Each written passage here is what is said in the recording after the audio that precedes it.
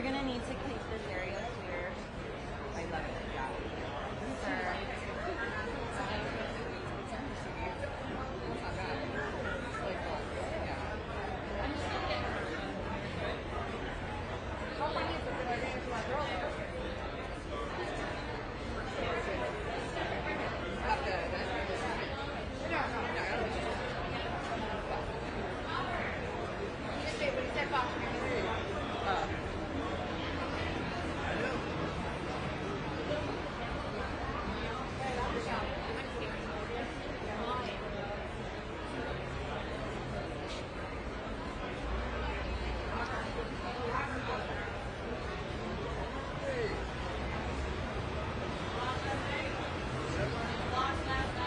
Yeah.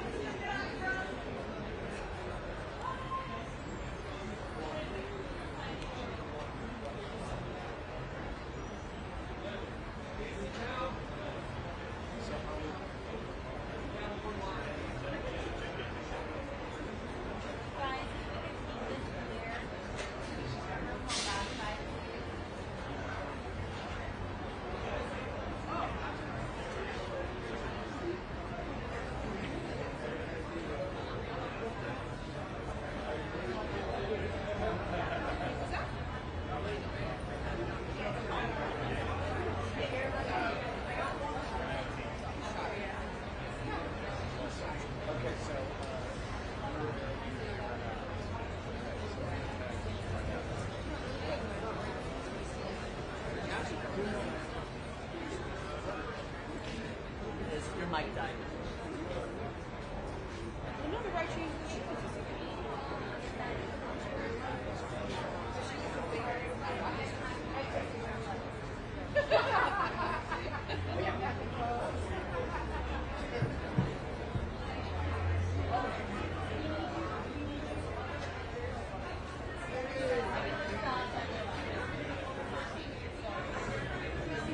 Bobby, I'll see you later.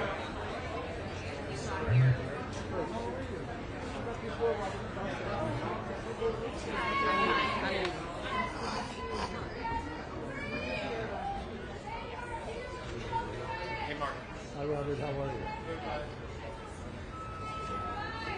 Whoever reads the kid.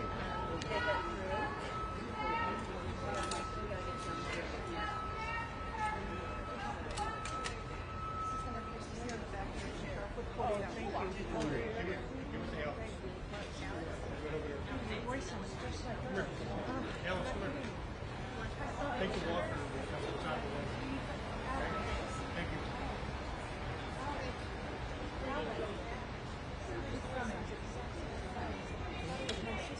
Joe here.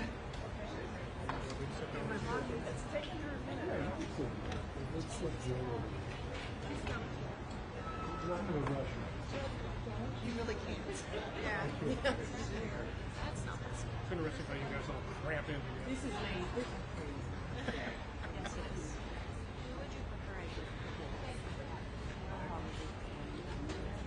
Probably. If you want, you just come up by yourself. Or just come up. If you pass the papers, you'll know what I'm doing.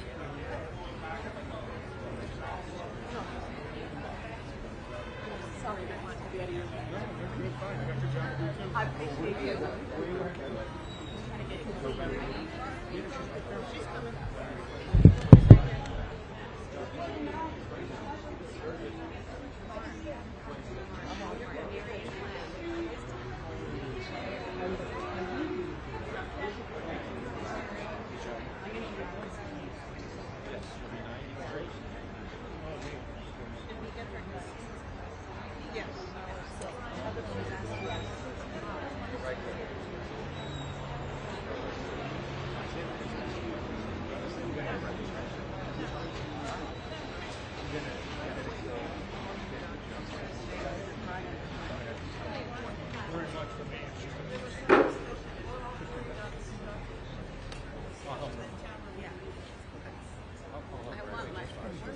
She's got one class there.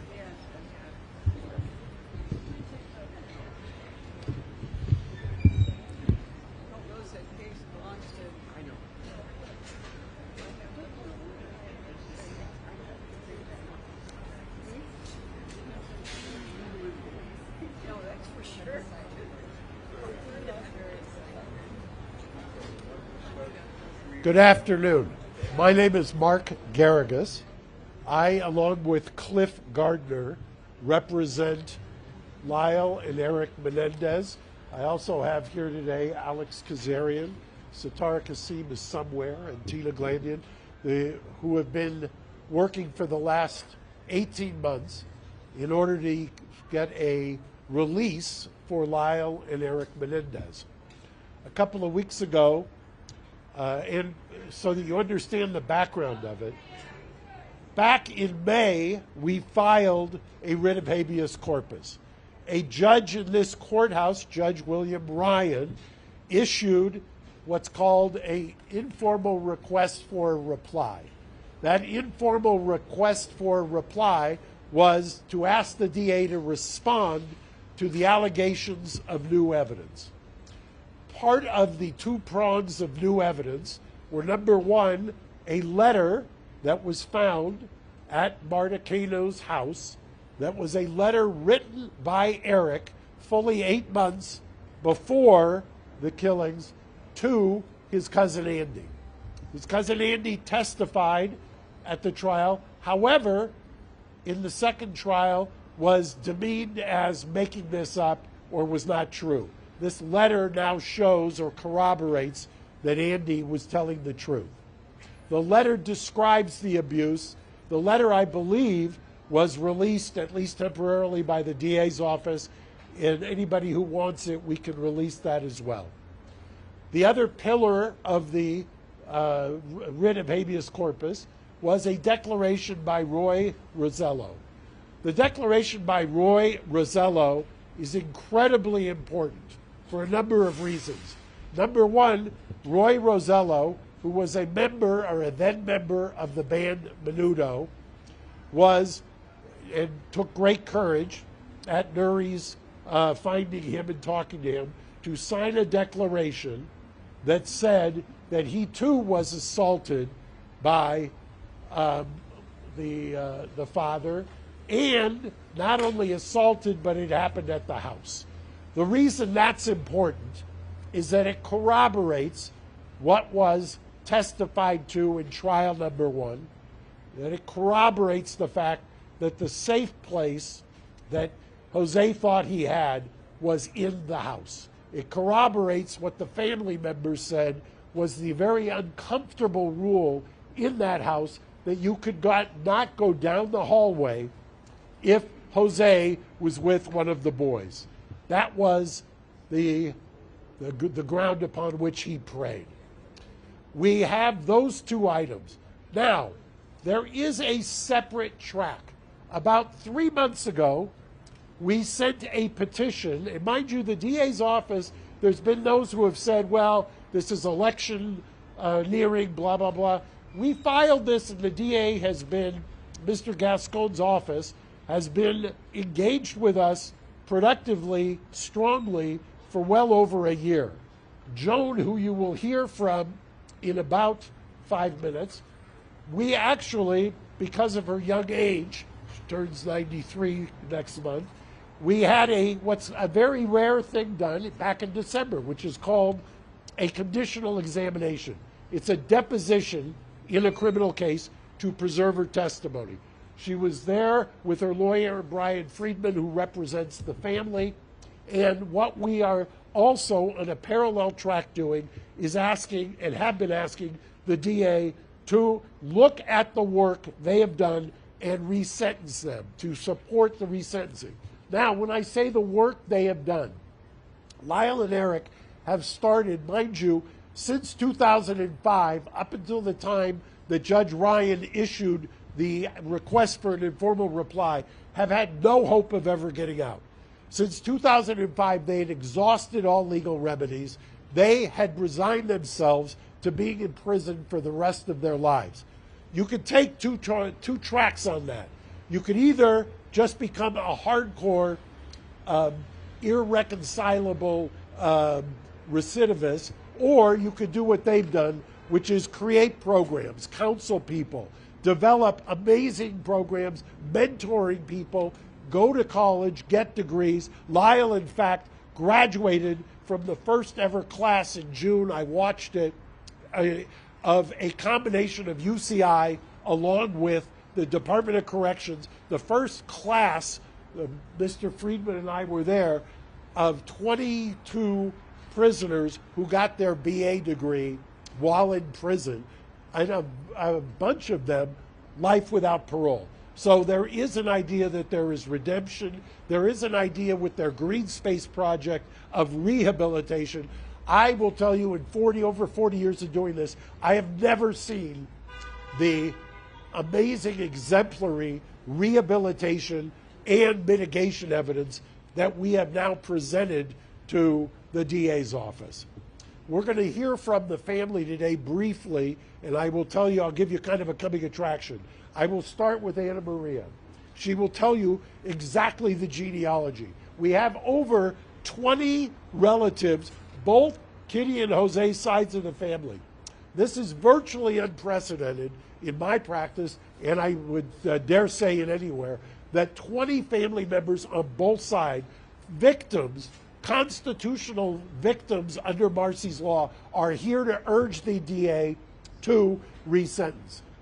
When, after they're finished speaking to you today, we will then, Mr. Friedman will take them across the streets of the Hall of Justice, and they will go through what Gascon does in resentencing, and they will meet with the resentencing unit. They will, under the California Constitution, Marcy's law, they will voice their opinion on why they believe it's time that these gentlemen come home. That they've spent over 35 years, and I've said it once, I've said it twice, if they were the Menendez sisters, they would not be in custody. We have evolved, it's time, and without further ado, I'm going to introduce Anna Maria, who's going to come up and speak. Good afternoon, everyone. Buena tarde. My name is Anna Maria Baralt. I am the niece of Jose Menendez. I stand before you today not just as a member of the Menendez family, but as someone who believes in truth, justice, and healing. Before I get started, I just want to say that I know this is an election season, but for us, this is not a political issue. This is about truth, justice, and healing. On behalf of our whole family, it is my honor to formally introduce our new coalition, Justice for Erik and Lyle. Like so many others, I struggled to process the events of that fateful August day and the loss that I felt. Over time, it became clear that there were two other victims there on that day, my cousins Lyle and Erik. Lyle and Erik would continue to be victimized. They would be victims of a system that wouldn't hear them. And they would be victims of a culture that was not ready to listen. They would be mocked. They would be called cold-blooded killers, left to rot in jail and denied any hope of redemption. If Lyle and Erik's case were heard today, with the understanding we now have about abuse and PTSD, there is no doubt in my mind that their sentencing would have been very different. And yet, despite their circumstances, they have chosen a life of light. Without hope of release, they persevered. They have sought to better themselves and serve as a support and inspiration for survivors all over the world. Their continued incarceration serves no rehabilitative purpose. It's time to recognize the injustice they've suffered and allow them the second chance they deserve. Now here we are, both sides of the family united, sharing a new bond of hope. Hope that with the re-examination of their case, a new outcome will be reached. Hope that this 34-year nightmare will end and that we will be reunited as a family. I am here to ask the District Attorney's Office to take into account the full picture, the truth that was hidden for so long. Lyle and Erik deserve a chance to heal, and our family deserves a chance to heal with them. Please join us. Visit www.justiceforerikandlyle.org and sign our petition. And if you'll indulge me, I have 2 more statements to read. The first is from my mother, 85 years old, Terry Beralt, the sister of Jose Menendez. She can't be with us today due to health challenges, but she sent me this. I'm sorry that I can't be there in person to support my nephews, Lyle and Erik. I begin chemo soon and my doctor says no flights. I need to be strong. I wish to make it clear that I stand firmly with this family. I am Lyle's godmother, and I love them both very, very much. My nephews have spent 3 decades in prison helping others. I have seen great growth in them. Even the law enforcement supervisors and corrections have written letters to the court asking for their resentencing and release. Millions across this country agree. I implore the District Attorney's Office to end our prolonged suffering and release Lyle and Erik back to our family. 35 years is such a long time. My prayer is that I live long enough to see my nephews again and to hug them once more. I have another statement, and this is written by a family member of Marta Cano and Andy Cano, that Andy, the one to whom the letter was written. This is written by one of Marta's children. Thank you for giving our family the opportunity to express our thoughts during this pivotal time in Lyle and Erik's case. Our family's tragedy has always been very public and has been extensively covered by many media platforms. Marta and Andy Cano would have wanted to speak today, but unfortunately they are both unable to do so. Marta is in memory care, but she spent decades supporting Lyle and Erik. Sadly, we lost Andy shortly before his 30th birthday, and we miss him every day. Both Marta and Andy deeply loved Lyle and Erik. They both believed in justice, but they also believed in second chances and forgiveness. It has been 35 years since this happened, and we feel enough penance has been paid. It is time for them to be released and for all of us to move on and continue healing as a family. Again, if you want to help, please join us at justiceforlyleanderik.org and sign our petition. With that, I'm going to be followed by several members of the Anderson family. First will be Alan Anderson. He's the nephew of Kitty Menendez. Of Kitty Menendez. And the second will be Karen, the niece of Kitty Menendez. But first, Joan Vandermeulen, sister of Kitty Menendez. Please join us.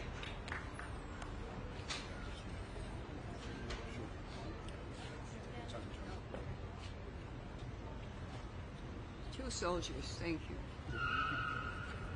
Right here, Not very much space for paper, is there? You want the glasses on? No, they're not even mine, but yes. Okay. No, they match the top. Okay. Please know that I'm nervous and full of emotions. I never thought this day would come. I am Kitty's sister. I stand here today with a heavy heart and also with hope and justice and understanding. We have received such an outpouring support in recent weeks, which led us to launch this formal initiative.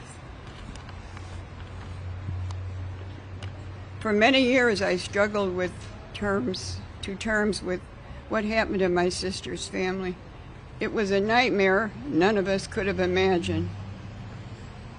But as details of Lyle and Erik's abuse came to light, it became clear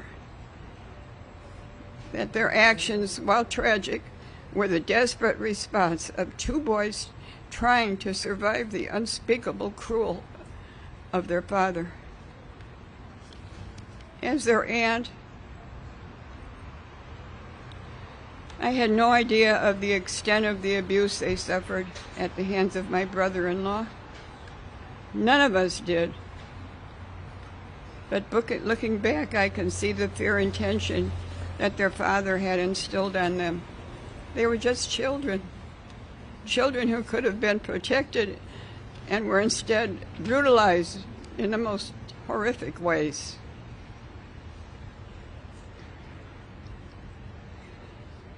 The truth is, Lyle and Erik were failed by the very people who should have protected them, by their parents, by the system, by society at large. When they stood trial, the whole world was ready to believe that the boys could be raped. Was not ready, not ready.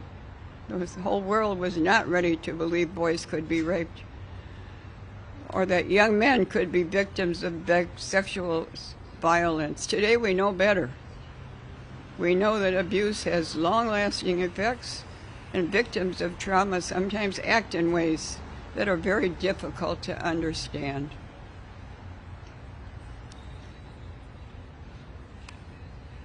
In the years since their conviction, society's understanding of sexual abuse and its psychological impact has grown significantly. We understand that a person doesn't need to fit a specific mold, whether it's gender or socioeconomic status, in order to experience abuse.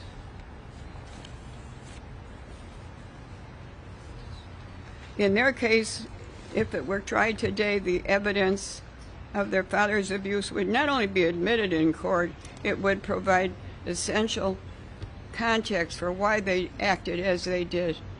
No jury today would issue such a harsh sentence without taking their trauma into account. Lyle and Erik have already paid a heavy price, discarded by a system that failed to recognize their pain. They have grown, they have changed, and they have become better men despite everything that they've been through. It's time to give them the opportunity to live the rest of their lives free from the shadow of their past. While I recognize it is election season, this isn't about us or about the politics. It's about finding the truth, delivering justice, creating space for healing. I want to thank everyone who has reached out to our family in recent days and weeks, asking how they can help. Today we have an answer. Please sign our petition at www.justiceforerikandlyle.org and urge the district attorney's office, no matter who holds the DA position, to consider all the evidence, both old and new, and to bring together justice for the family. And thank you very much for listening to me. I'm sorry I'm so nervous I can't help it.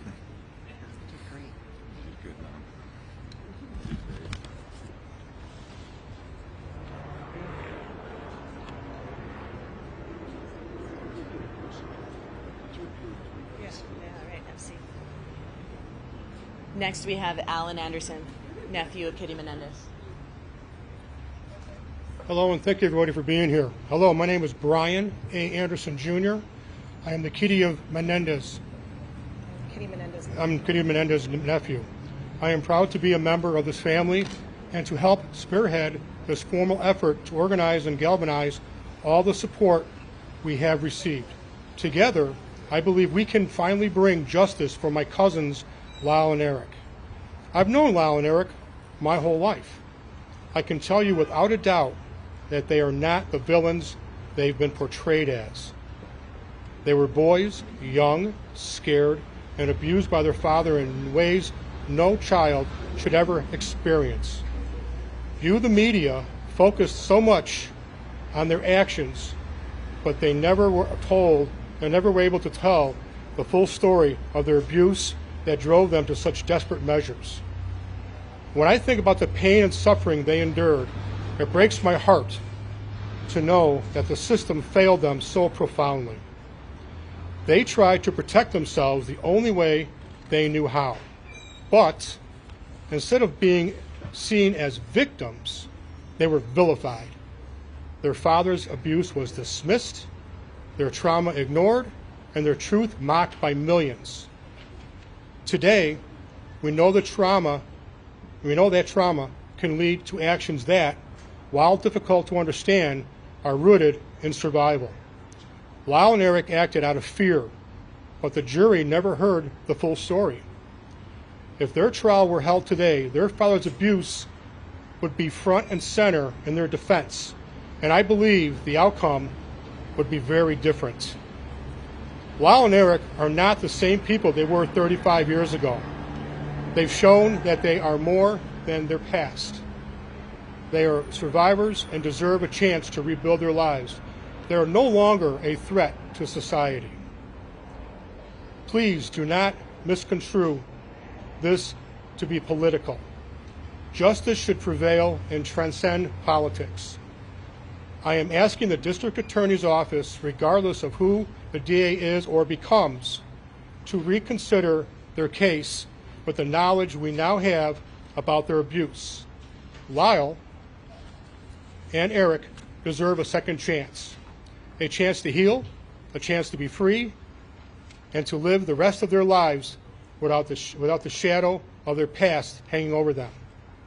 I firmly believe that if they were to come to my house, knock on my door, I would answer that door, I would welcome them in with huge hugs, my wife would make them a dinner, and I'd give them a pillow and a place to sleep.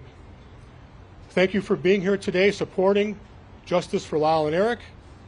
Please go to our website, learn the truth about their story, and sign our petition. Thank you.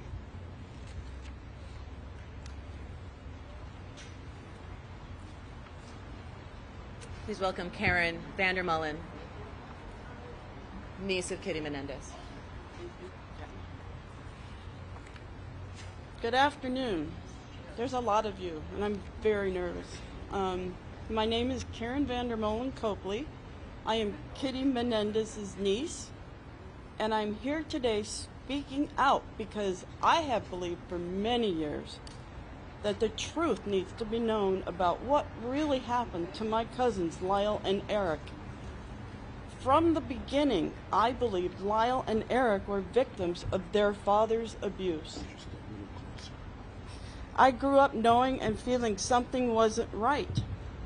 The feeling in their house and the father-son interactions were just off. But it was not until the first trial that the full horror of what they had to live through came to light.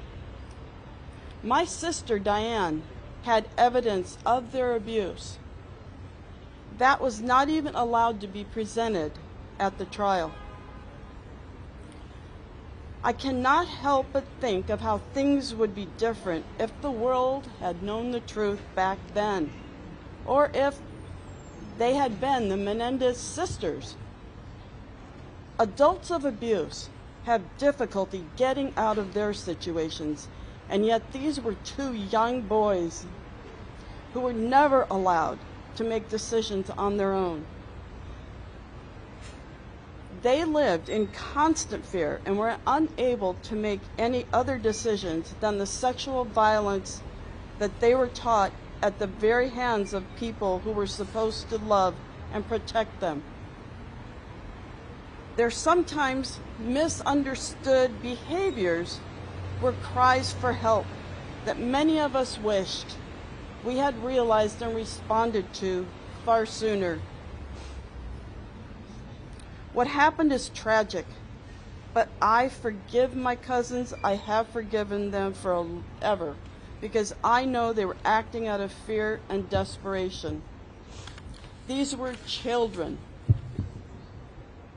children, just 6 and 8 years old, who didn't understand their own bodies. No child should ever have to endure that kind of pain. This abuse trapped them. It was painful and it terrified them. Their father's abuse shattered their lives and the family's lives, and the courts failed them, failed to recognize their trauma, compounding this tragedy. We live in a time now where we understand how abuse can shape a person's actions, male or female. We live in a time now where we understand what trauma does to the brain development of a child. If Lyle and Erik's trial happened today, the outcome would be drastically different. The evidence of their father's abuse would have been a central part of their defense. And it's very likely they would not have received such harsh sentences. Lyle and Erik have spent most of their lives in prison, paying for their actions. During that time, they have become supporters and advocates for children who have suffered sexual violence. I believe they have suffered enough. I ask the district attorneys to take into account the whole truth and nothing but the truth. I believe they have paid for their crimes, and we as a family have all suffered enough. We are here for them and ready to support Erik and Lyle after released. This is a time for truth and justice, and the time for the path to healing. It is time for Erik and Lyle to come home. We are here for them. Please visit our website and sign our petition. We would love nothing more than for our mom to be able to wrap her arms around Erik and Lyle outside prison walls before she is unable to do so. Thank you. Thank you all.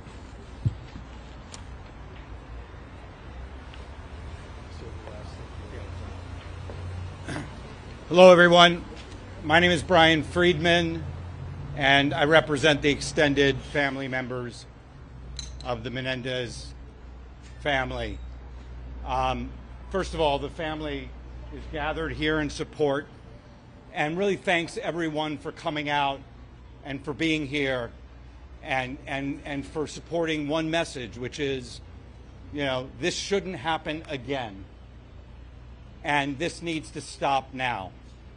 And that what needs to happen is the consideration of second chances, the consideration of the abuse, and changing what we know in our society to be wrong, and we know in our society to give people second chances. The family's here united. Erik and Lyle have been through so much in 35 years, but these family members have been through so much 35 years. They're going to go across the street now. They're going to meet with the DA's office. They're going to exercise their constitutional rights under Marcy's laws to be heard. And they would respect and ask if they could make that journey peacefully so that they can share their truth, desires, and honesty with the DA's office. And again, thank you for the support and for being here. And Mark Garagos, thank you. As Brian said, if we can let, especially Joe, get across, I'll answer some questions in about 2 minutes, if that works. Yes.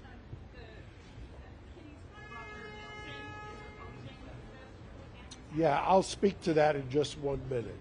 If you wait just 2 minutes, we have stuff to talk about there. Unless you want to say something about that. You wait until you go across.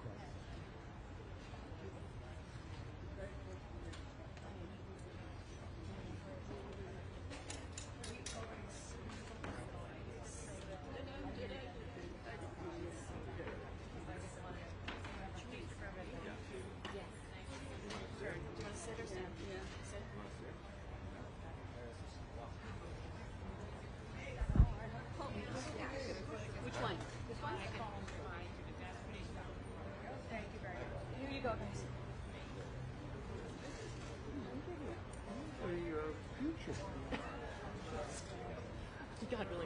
this again. Yeah, give me 3 minutes. Just let me get Joan situated. Okay, thank you. Holly, get Sitar. You'll stay, Sitar will go.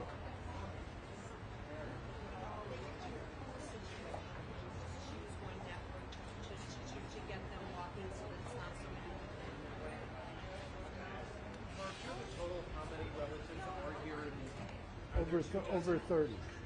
Over 30. You should have said that before. What are you asking, sir? The statement in Spanish. We'll get it over. We do that. Thank you. Okay, yes.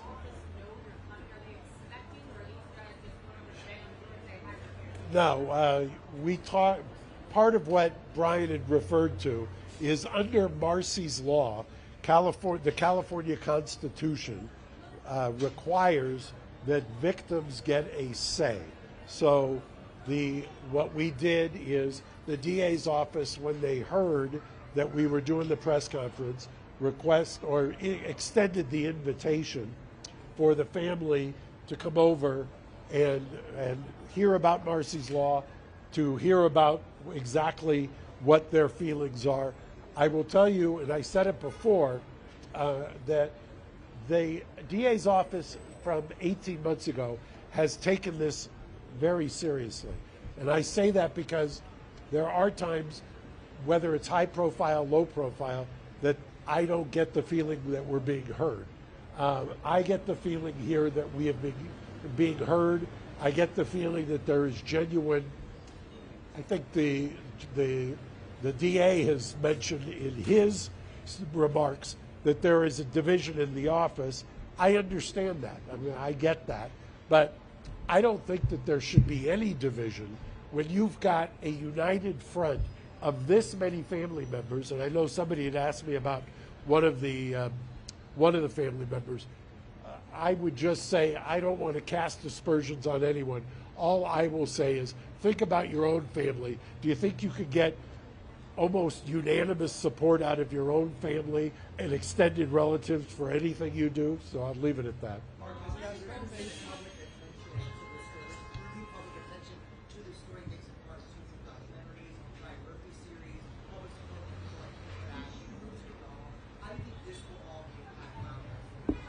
Well, I think interestingly, and I don't know how you measure something like this, but I have been, obviously I was practicing when this trial took place. I remember in 1994 representing a woman in Pomona, and we used the battered woman syndrome, and she got a voluntary manslaughter, she got probation.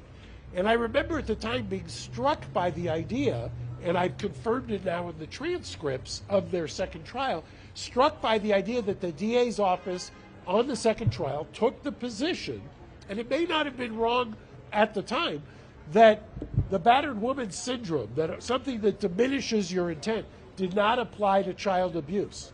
And that was on the record, and that's what the judge ruled. So how do I think, how has this evolved? First of all, the younger generation, I hate to say that, it makes me seem old, but there has been a movement. I think that what happened is that when the Ryan Murphy series came out, it was such a caricature of them that the pendulum swing backlash actually created a focus on it, and people then took a look. I know that I've seen some of those videos of the first trial that was televised, where the DA's office was taking the position that men could not be raped, they don't have the equipment. And you've seen all kinds of arguments along those lines. That is unfathomable in today's age to people who weren't alive back then. So I think that evolution has been, frankly, seismic.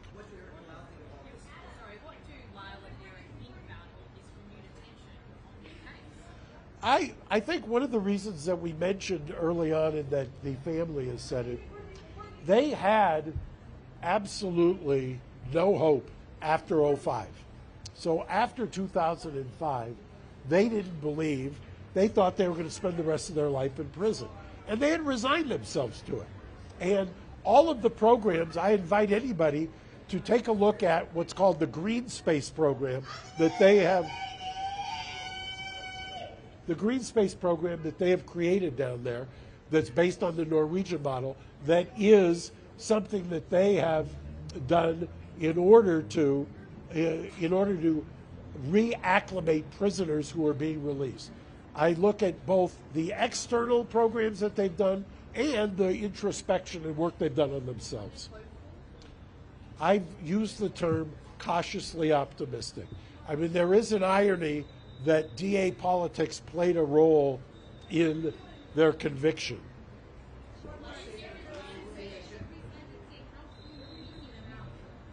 Well, look, I've said it before, and Joan, who you saw, her birthday is November, I want to say the 26th, she turns 93. Nothing she'd like more than to have them home for Thanksgiving.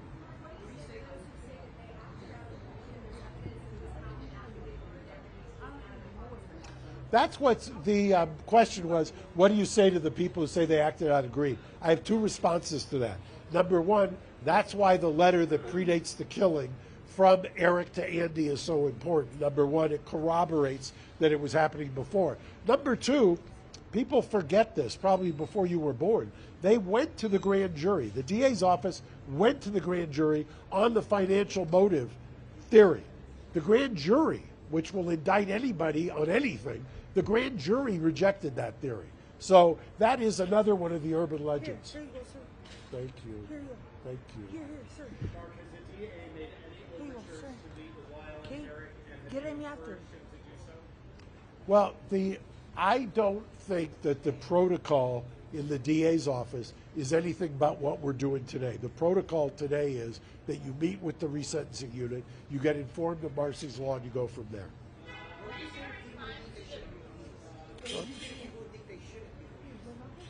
I don't know. I will tell you, I've represented, excuse me for 1 second. Okay. So I don't know that they're, other than one-offs, and there's always going to be one-offs. I mean, it's the criminal justice system. It was a polarizing case. Remember, part of what happened was, back in the 90s, they became a caricature. They were parodied on Saturday Night Live. I would venture to say that would not happen today. So, it's America. There's people with diverse opinions. I just would reiterate, there were two juries in trial number one, back in the 90s. Two juries, one for Erik, one for Lyle. 24 jurors who deliberated. Half of them voted not guilty on murder. Half. Mark, you need to talk with Edgardo Diaz, manager de Menudo. You need to recollect for this process, or another Menudo talked with you. Well, I've said before that the Menudo Declaration by Roy Rosello is important, but you combine it with, by the way, that is so that you can separate the mental gymnastics. Part of this is to overturn the conviction. The other part is that I think is unassailable, even to your question, to anybody who says, well, they shouldn't get out. The law in California is crystal clear. Resentencing, they qualify under the resentencing laws on every single factor. It's almost, I hate to say that anything's a slam dunk in the criminal law, but under the resentencing laws in California, they clearly qualify. We filed originally for the conviction to be overturned. That's what a writ of habeas corpus is. The other component of this is a resentencing, so it's two tracks. You can pause the habeas while you consider the resentencing. So it's walking and chewing gum at the same time. What? If the habeas would be granted, you would get a new trial. If they are resentenced, the judge under California law has the ability to recall the sentence and sentence them to a wide range of options.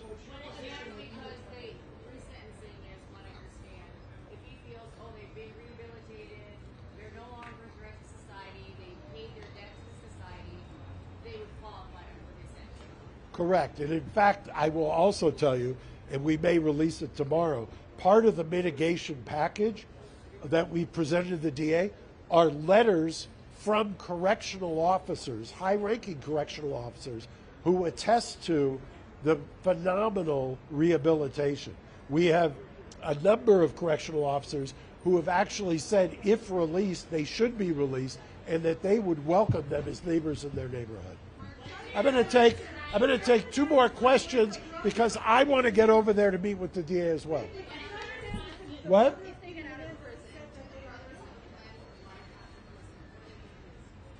I won't speak to whether they have a plan. I just think that in order to get through each day, that you've got to just ground yourself. It's a long road from life without for almost 17 years to being hopeful. So that's kind of where. One last question. What is your response to Brian Murphy's comments about the brothers specifically, that what happens to them, this show's precedent for another 30 years, and the brothers will be out of prison by Christmas? Some wag, I don't know who it was, I could give him credit, said about Ryan Murphy that of course he's going to take credit. I didn't say it, so I don't know the man. Anyway, thank you. Menendez Thank plus you. minute of voice betrayed. Started 18 months ago.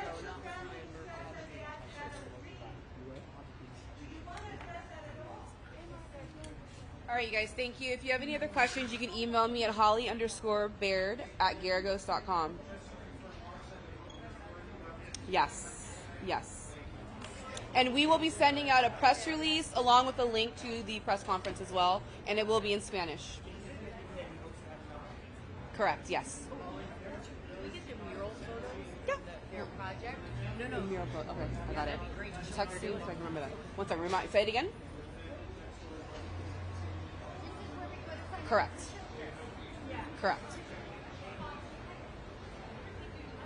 Holly_Baird@garagos.com. Amanda with Access. Hi, how are you, sweetie? Yeah.